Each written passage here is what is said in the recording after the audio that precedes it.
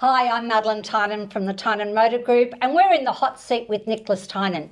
How do you think the industry is changing and what's happening? I'd say the adaptation of technology at the moment, that's the biggest thing. The evolution of EVs and the introduction of things like plug-in hybrids, extended range hybrids, or just hybrids overall. A lot of customers are coming to us with those questions. What's the difference between what's what? How does this work or how does that work? And obviously the interior cars, it's changed dramatically. Now we have massive touchscreens that can pretty much do everything. When you say that and so much is changing, what makes you get out of bed and come to work? I mean, it's been 17, 18 years that you've been coming here. What gets you out of bed to come in every day to Tynan Motors? I'd say the exciting products that we sell. We sell great cars. I love the changing vehicles, the new things here, the new things there, and obviously the team that I work with. And if someone came in that didn't know what they wanted to buy and were totally confused, which is hard. Yeah, it is definitely. But what would you do? How would you get them to start, and where would that starting point be? Narrow down what you like and what you're chasing. Some people like buttons. A lot of these EV don't have physical buttons. That's a bit of a thing that we do find, a bit of a common theme. People want to have the actual press buttons. Find a car that suits you in terms of size, and then narrow it down in terms of what you like and what you enjoy. I always used to say too, Nicholas, when I was selling a long time ago, is like, what do you like about the car that you're driving now, and what are you looking for? A different point of view in the car that you're driving when you're looking for a new one. Yeah, for sure. That seems to narrow it down a little bit. And the cars that surprise you the most this year that you've seen coming through? Ooh, the cars that surprise me the most. I'm driving a Palisade at the moment. Beautiful. That's probably been the car that's unbelievable in terms of my mind. You know, I've never had a car I've driven with massage seats before, so that's a first for me. So I can, chuck the massage seats on when I'm driving, and I never thought I'd be a person that would drive a hybrid. I don't know why, I just had that in my head, and I'm driving that Palisade hybrid, and the power, the responsiveness, and then the fuel efficiency is just blown my mind. So that's probably there.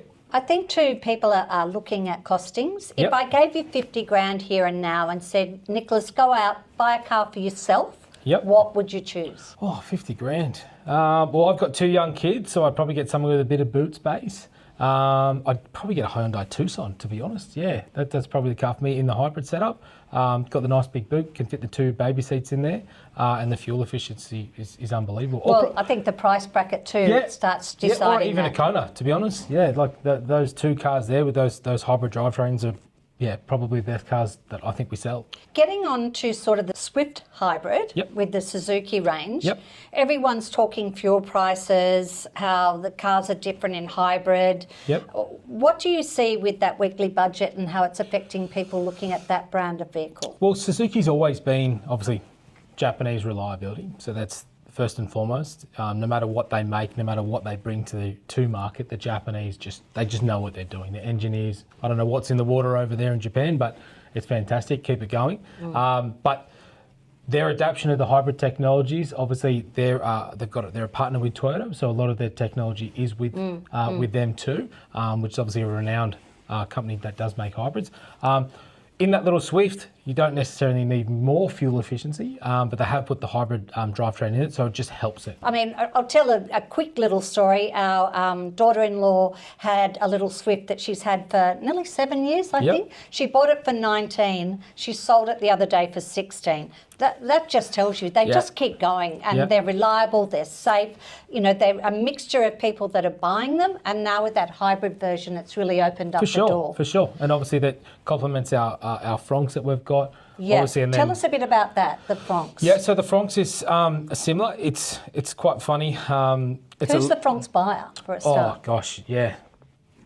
I couldn't really tell you. There's no specific Fronx buyer per se. You know, our last car buyers or our in between, our secondary car buyers. Right. But it's that sort of small SUV. There's not many small SUVs around. Obviously, have that hybrid drivetrain too, and it's some pretty funky colours and some pretty funky. Yeah, because it seems to have a bit of a following, an unexpected following. Correct. I would have said. Yeah. It's certainly been something we've been excited to sell, so it's been good for us. And then obviously we come to the Jimny. Yes. I mean, be honest, why are Australians obsessed with this car? Oh gosh, cult followings are, they're like everything. They're a bit of a surprise, but once they happen, it's that snowball down the side of the hill there. It doesn't stop.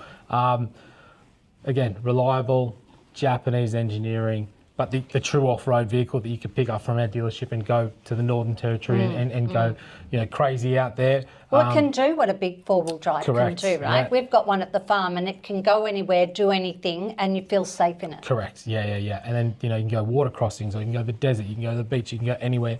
And again, that Jimny buyer, we get people that have motorhomes that buy them and put them on the back of motorhomes. We have the everyday four-wheel drive buyer that wants to go out on the weekends and drive to work Monday to Friday, or we get that, again, those people that just want to have a bigger car to feel safer and have some metal around them. Okay, we then come to the Jimny Rhino. Yes. This is quite amazing. Yeah. Run us through what's happening and what Suzuki are doing with this. Yeah, it's pretty cool. It's sort of taken us a bit by surprise, but with that XL or the four-door, whichever you want to call it in the Jimny, so that the bigger Jimny compared to the two-door, we've never had that kinetic yellow colour before.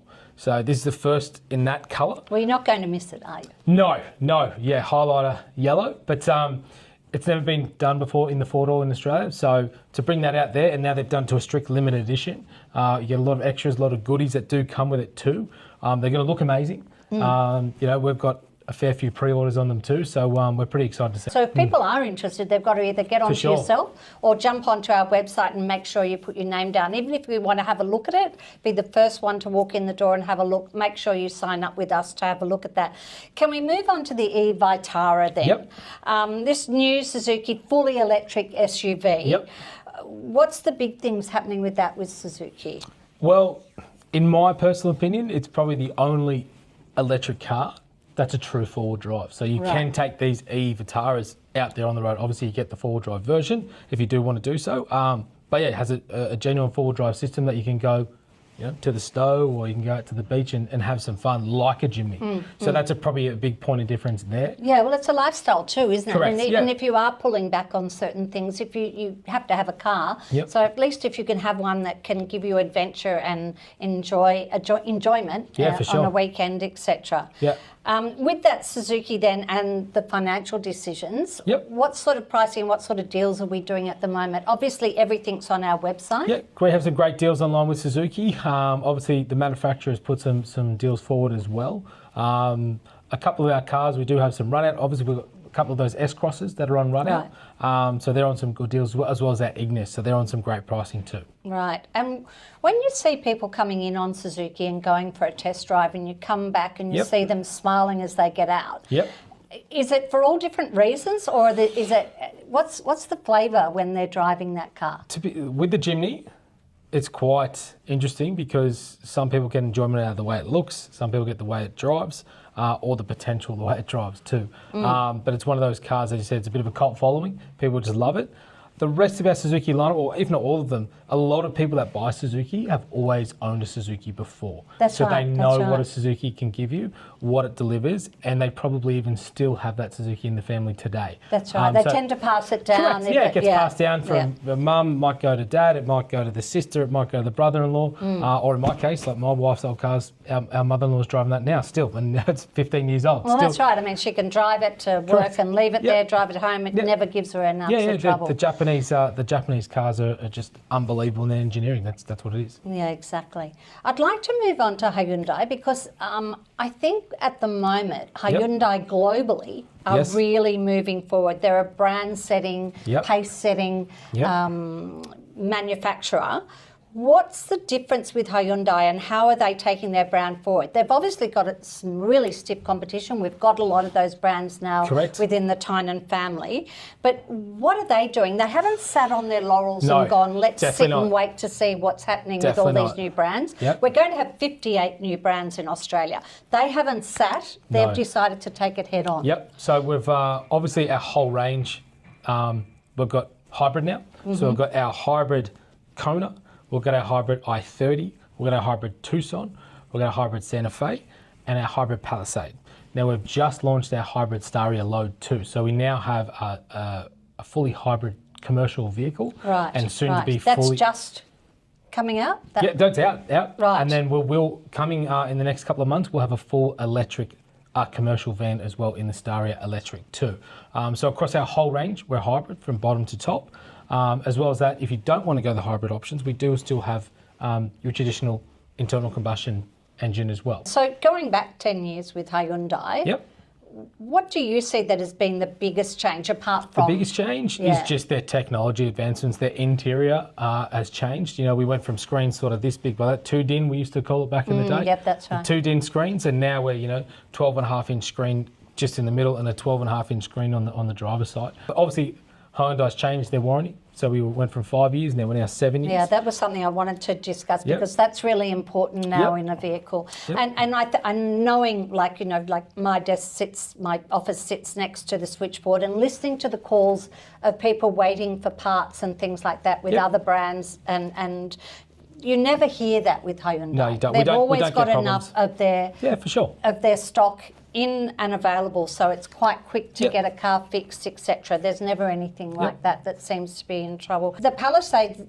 is the one that I think has really taken off, not only for families but for business, because you can lay down those seats. Yeah, it's a big car. And have that massive end to the back, and you can change your wheels up to be more sort of rugged. Yep, so we're going to be launching the XRT model shortly, which is going to be more of an off-road styled and fitted out model. Right. And then we're going to be bringing out a bit of an ultra premium model too with the black ink, so it's going to be all blacked out. So that'll be happening in the next couple of months too. Okay. So as well as obviously we do have our full EV range. So at the Kona electric, we've got our smaller Insta, we have our Alexio, and we have our Ioniq range. So we've got our Ioniq 5, we've got our Ioniq 6, and our Ioniq 9. What do you think is the biggest myth around electric cars and hybrid cars? Because I know myself, when they first came out, we're all going like, I can't drive to the farm, I would never drive to the farm in an electric car, blah, blah, blah. What's the myths around that now? With electric vehicles, the biggest thing is obviously range anxiety. A lot of people will think that they can either get more than what it says on the sticker, or they're going to get a lot less. Or a lot of people will think they need a charger every day. They need charger electric cars every day. But most sort of people will probably drive anywhere between 10 to say 30 kilometres a day. Right.